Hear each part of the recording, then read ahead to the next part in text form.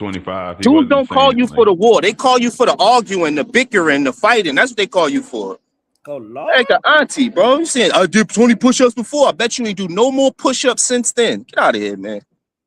Respect your country, bro. All right. I want to So, see Trump do 20 push-ups. all right. So before I did 20 push-ups a week ago. That was the last couple push-ups you did. The fuck out of here. All right, hold on. While he's frozen, I'm gonna get Uda in there because I think people don't realize how crazy it was in New York City when they brought those people here. Like we had an uptick in scooters and scooter robberies. They just roll up on you, grab your chain, your pocketbook, and just keep on scooting away. Still doing it. And so I understand maybe in some of y'all southern states that you might not have experienced it to see how this influx of people that don't have jobs affected the city. But man, it really changed a lot of things that was going on within a city when you had busloads of people that are not documented and that did not have jobs, right? It is a big difference between a documented person that's here the proper way versus somebody that got shipped here and that person was illegal. And then now we're saying that ICE is designed to get illegal people out of here, and that's not the right way. That is a very interesting thought. We'll start with Uda. Go ahead, Uda. Yeah, man. This whole situation just got me just doing a lot of research on this whole situation, you know, and it's been leading me down the road. You know what I mean? I'm not that much of a theorist, that much conspiracy theorist, that much, but it's been leading me down the road. Like, why Minnesota? Like, what's going on here? Like, why is all of this happening here, though? You know what I mean? Because sometimes we just see things from the surface level, but we never see things behind it, right? And as my research, I don't know, because I want to just run some things by y'all, and y'all tell me what y'all think, because these are some of the things that I found, right? But it said Minnesota is a pressure point state, not a power center, right? This is one of the reasons, right? So I was like, a pressure point state? I never heard it. I'm like, what's that mean? So they said Minnesota is not a coastal elite power like New York or California.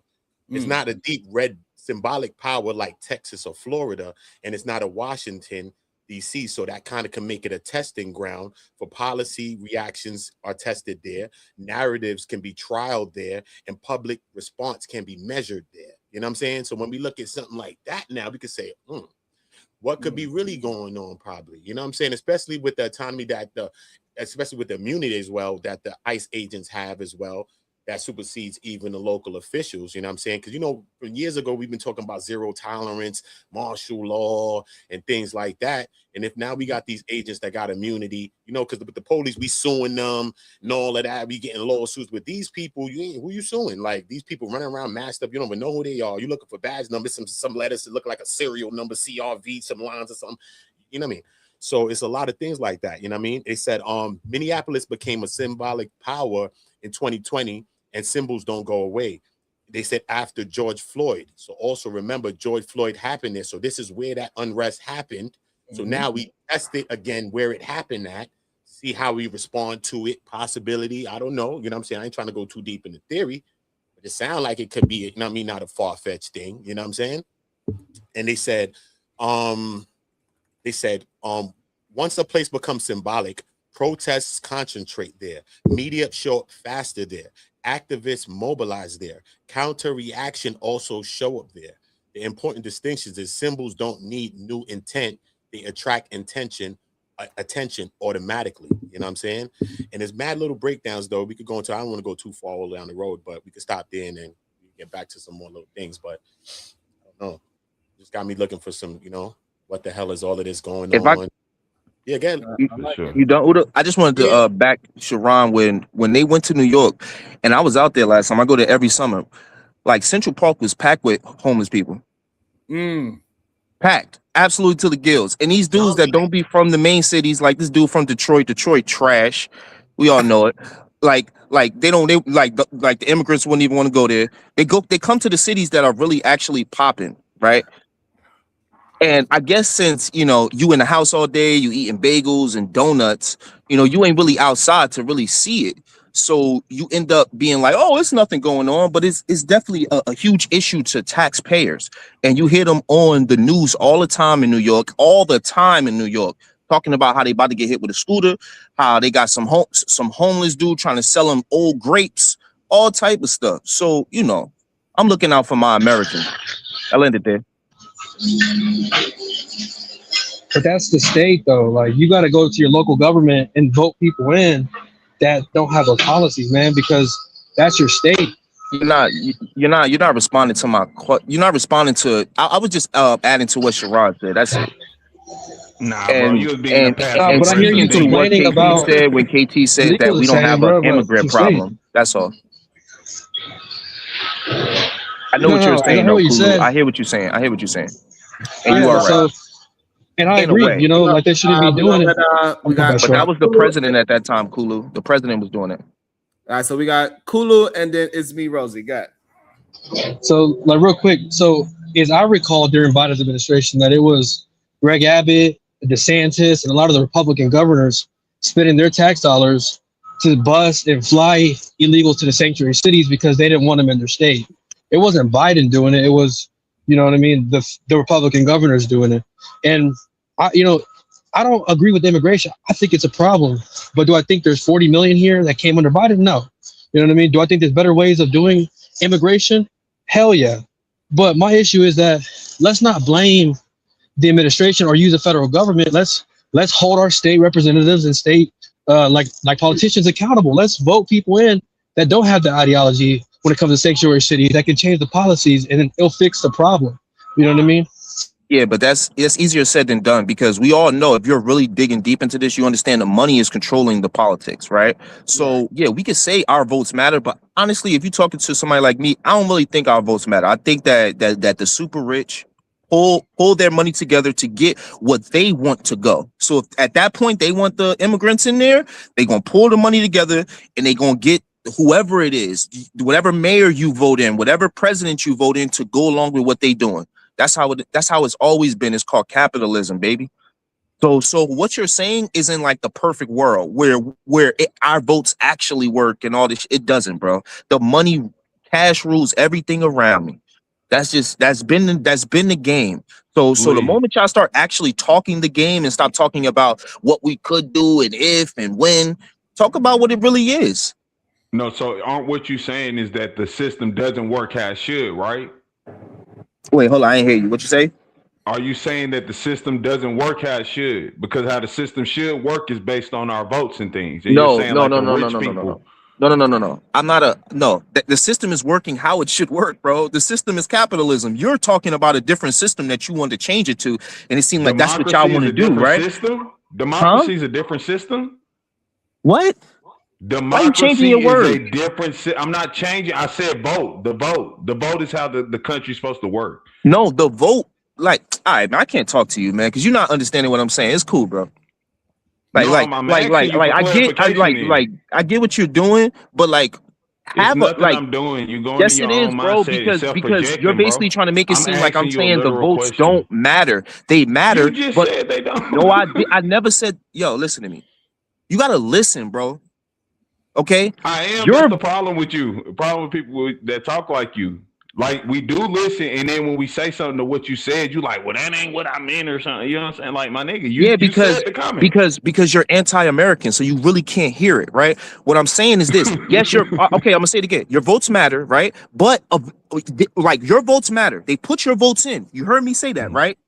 Okay, I'm hearing you. Yeah. Okay. Yep, go ahead. But what happens then is the rich come in with their money, because this is a capitalistic country, and go, this is what we want. Do that. So your votes matter, but even if we get in the right president, like right now they got McDonough in there, and he was acting like he was going to change all this shit. What he going to do? He's going to follow where the money wants to do. That's what I'm saying, brother. Talk to what I'm talking about. Stop just taking one part of what I said. It's like, you know what I'm saying? Like, we both smoke weed, but I don't think the weed doing that to you. Listen to everything I'm saying instead of just taking one part, because I see that this dude did the same thing. Oh, you're talking right now. He just took the last words I said instead of listening to everything I said. Well, no, I literally say you just repeated how the system doesn't work correctly, because at the top. No, I'm moving it forward. I'm saying don't talk about. You're still saying that people would. Come on, bro. We having a conversation. So if you're saying though that the rich people are who get the most influence, I'm just saying that means the system isn't working how it properly should. Because our system isn't based on if you're rich, that's how you make the most power. It's supposed to be that if you make your vote, that's how we make change.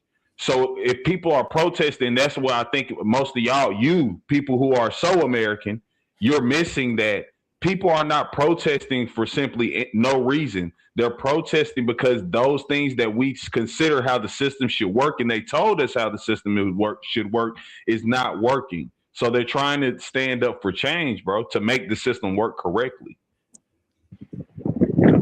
Can I address KT on that? Because I want to actually contest what he's saying.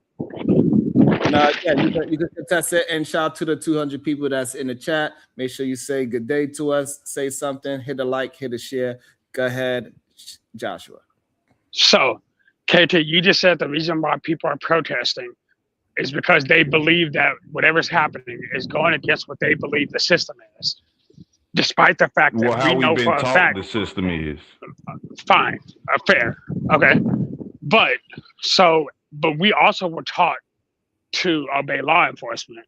We were also taught that there's a legal way to immigrate to America. We were also taught that fraud is actually against the law, especially large scale fraud. And the people who are protesting right now in Minnesota are specifically protesting to protect the people who are committing the crimes. Where in our history is that supported? So the Constitution literally teaches us that you have the right to make militias and things, and the reason it points that out is in case the government starts overreaching. So that's the first thing. We're taught to adhere to law, but not just because you're a cop, that means you are. Like everything you're saying, that might not be true. Just because you're in a police officer suit doesn't mean that everything you're saying is the law. That's why lawsuits happen and stuff. So we're also taught, follow the correct law. When you talk about things like fraud, I love that the fraud thing has been brought up again, because I wanted to point that out earlier.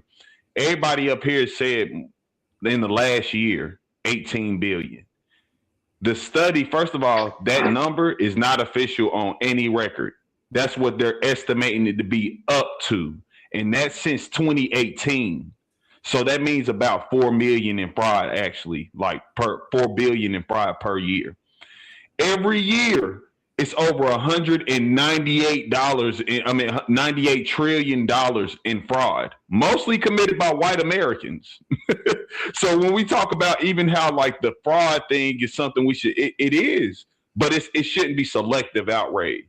I pointed out a bunch of times, it seems black people up here, well, not black people up here, but a lot of people that we've gotten to these arguments with, they're not saying that the fraud was wrong. They saying, well, shit, we could have got that. We could have been doing that fraud. It seems more like people are like, well, shit, we ain't get to eat off of it. They shouldn't either. Fuck them. That's not how shit's supposed to be. We're supposed to be balanced, as people have said plenty of times. So I have no problem with a lot of the things you guys are stating.